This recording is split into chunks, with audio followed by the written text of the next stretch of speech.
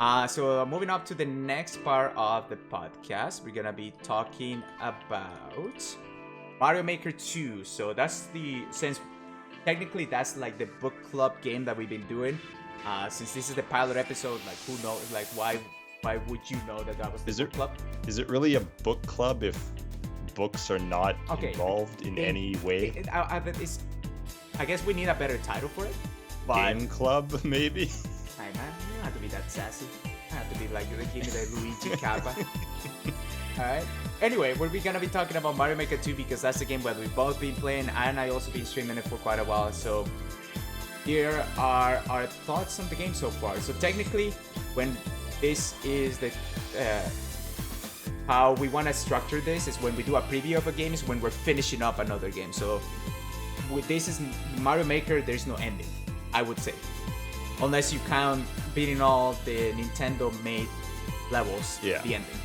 But like again, the people make their own levels.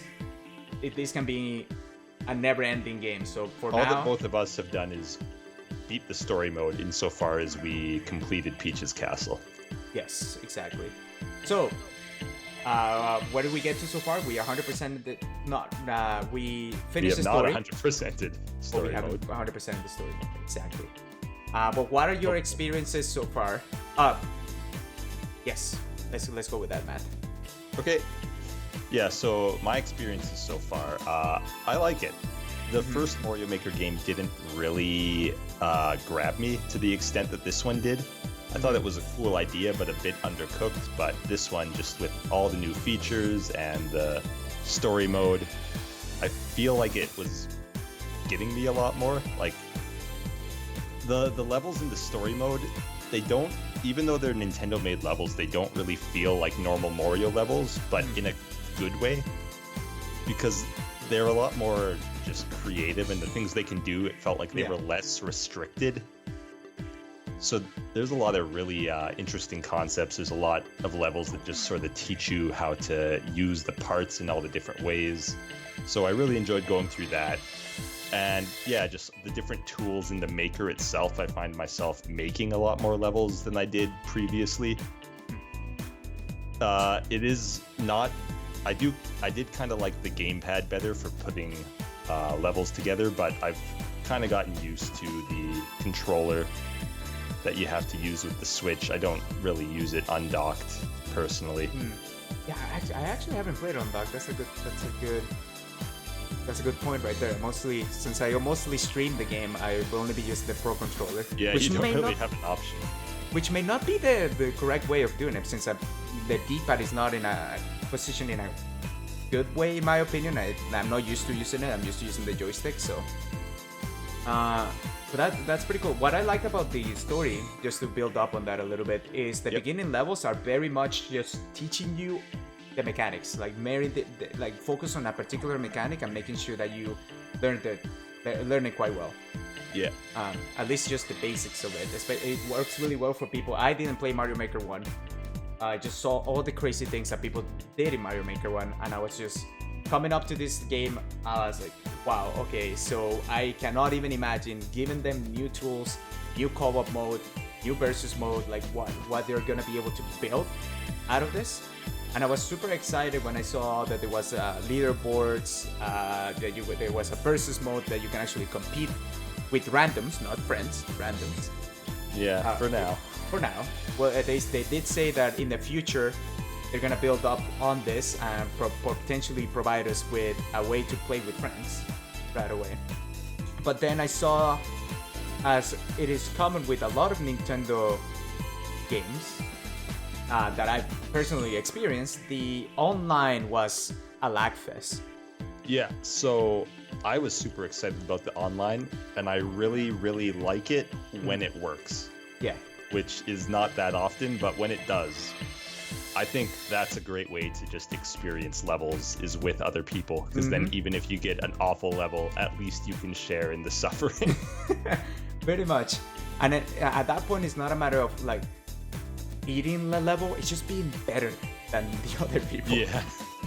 Which I enjoy quite a bit. But again, yeah, if they do fix the multiplayer, that'll be perfect for me, because that even as bad as it is, I've been playing it quite a bit. And it's frustrating because it should be so much better than it is. It is, especially, I don't know, us paying for online, having all these features being completely being a lag fest. I just feel like I'm not getting the worth out of my money so far. But that's just my personal opinion. It doesn't feel like it should be that intensive of a operation to get 4 people playing Mario, considering we saw someone do an 100 Mario Battle Royale for free a little while ago that ran better than this. So yeah, again, we don't know what the code base or anything like that is like, so it's hard for us to judge from the outside, but it just feels like a consumer, you want that. Kind of given what other companies have done. Like we were playing a Hat in Time the other day, and that goes up to 50 players, and that's like a little indie company that accomplished that. So but aside from the online, I've been enjoying a lot the user created levels. Yes, I think for particularly streaming, it's been quite fun just to have people show you their levels, trying to try them out. There's one like almost addicting aspect when people make really hard levels. There are 2 types of hard levels. Like there's the hard level that is just frustrating as of heck, that I really don't want to even try it. But there's the hard level that is like it's not frustrating, it's just hard, so you get mad at yourself, but you know that you can do it, right? And you keep building and building and just getting a little bit farther every single time, and then getting to the final part and actually beating the level, even if it took me like an hour and a half or 2 hours or however long it took. That satisfaction is really like, it's great. Like a lot of people tell me it's very similar to what people experience with the Souls game. I haven't beat a Souls game aside from Demon Souls, but just that. You beat Demon Souls? I Demon Souls, yeah, and I platinumed that a long time ago. Oh, yeah. Really? I never knew that. Elite gamer, by the way. So yeah, I quite enjoyed that a bit. I like there's different types of levels that people are making. Like there's puzzle levels, there's actual just hard levels. I'm always amazed by the ingenuity and creativity of people when it comes to Mario Maker levels. The stuff people come up with. There's like someone basically recreated the Deku Tree from Ocarina of Time. Yeah. With like puzzles and everything and a boss at the end. And it's so cool. It's pretty incredible. And also just the craziness that people can make that goes beyond my level of expertise, you know? Just seeing some of the streamers, like people that actually are hardcore Mario Maker, man, they are absolutely insane at the game. And all the just levels that are very based on timing and specific mechanics that you need to do. Yeah. Or you die and there's just so much going on the screen that I don't even know how you can even focus. It's quite, but seeing them go through it and actually beat it, it's amazing. Just even me personally watching it and playing it is pretty good. Like it's something that I really enjoy doing. Is there anything so far aside from that what we talk about online that you would think, oh, they could potentially like just maybe, or my opinion, you can do a little bit better next time around? I think some people have said that 3D World theme is a little bit undercooked, which I sort of agree with.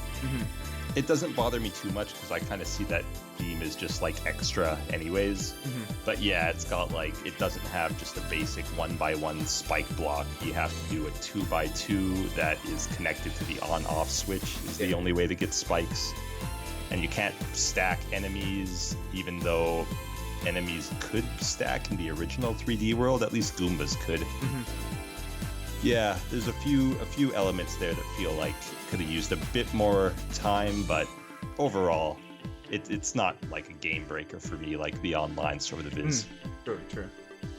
I get, but for me, it's mostly the social aspect of the game. Like I enjoy people making levels. I actually haven't made a level myself, so I don't know. I couldn't tell you about the tools, how easy they are to make to interact with.